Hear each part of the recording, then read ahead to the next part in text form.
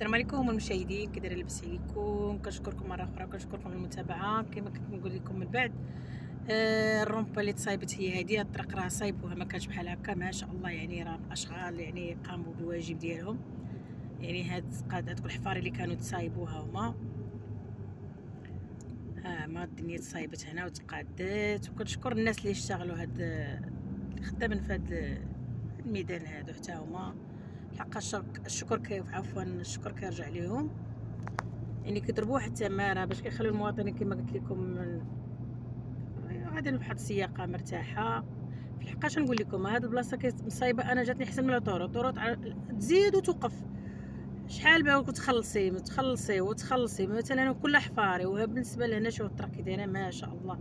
كنشكر الناس اللي شدوا هذا المشروع وصايبوه وتقنوه بحال هكا، في الحقيقه برافو عليهم. واش نقول لكم، الدنيا ولات غزاله هنا ما شاء الله، الله اكبر كبيره.